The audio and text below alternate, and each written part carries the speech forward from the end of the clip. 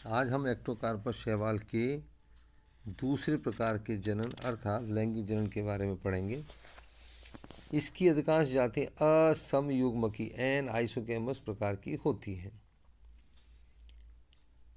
युग्मक धानियाँ एवं युग्मक का निर्माण इसमें कैसे होता है देखते हैं। युग्मकों का निर्माण बहुकोष्ठी युग्मक धानी, ध्यान रखें युग्मक धानी गैमेटेंजिया, जबकि पहले ये शब्द था स्पोरेंजिया। वही बहुकोष्ठ की है, वही बहुकोष्ठ की यहाँ पर, लेकिन वहाँ बनने वाले थे चल बीजाणु और यहाँ बनने वाली संरचना है युग्मक गैमीट, तो गैमेटेंजिया कहेंगे। यद्यपि युग्मक धानियों की संरचना तथा विकास बहुकोष्ठ की बीजाणु धानी के समान ही होता है, परंतु ये अगुणित थैलस में उत्पन्न होती हैं, जबकि बीजाणु धानियाँ द्विगुणित थैलस में बनती थी। बस ये मुख्य अंतर ध्यान रखें। युग्मक धानियाँ अवरण सूक्ष्मरंध्र युक्त होती हैं। बीजाणु धानी के समान इनका निर्माण भी पार्श्व उपशाखाओं की शीर्षस्थ कोशिका में होता है।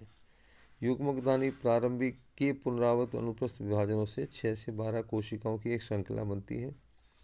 इन कोशिकाओं में अनेक अनुप्रस्थ व अनुदैर्घ्य विभाजनों के फलस्वरूप कई सौ घनाकार कोशिकाएं बनती हैं। ये कोशिकाएं 20 से 40 अनुप्रस्थ स्तरों में व्यवस्थित होती हैं। प्रत्येक खंड का एक केंद्र की जीवद्रव्य कायांतरित होकर एक द्विकशाभिक युग्मक बनाता है। इनका विमोचन युग्मक धानी के शीर्ष अथवा पार्श्व स्थिति पर उत्पन्न छिद्र द्वारा होता है। दूसरा, इसके अंदर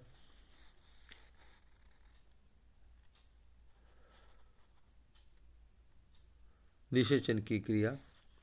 समयुग्मकी जातियों में संलयित होने वाले युग्मक आकारकीय एवं शरीर क्रियात्मक लक्षणों में समान होते हैं, यानी कि मॉर्फोलॉजिकल और फिजियोलॉजिकल सिमिलर। इनमें एक ही थैलस की दो विभिन्न युग्मक धानियाँ अथवा एक ही युग्मक धानी में विकसित दो युग्मक सम्मिलित हो सकते हैं,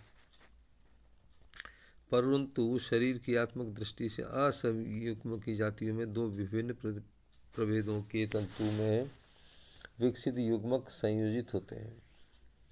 इस जाति में एक स्त्री युग्मक के चारों ओर अनेक सक्रिय नर युग्मक एकत्र हो जाते हैं।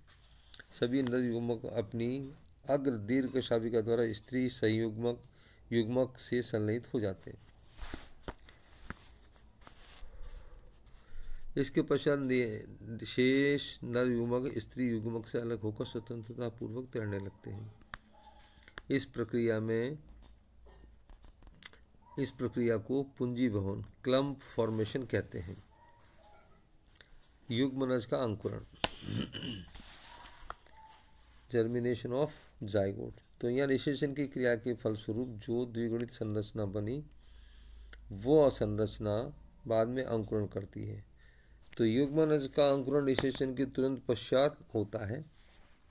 अंकुरण के समय युग्मनज के केंद्रक में समसूत्री विभाजन होते हैं, अतः इसमें विकसित होने वाला थैलस द्विगुणित होता है।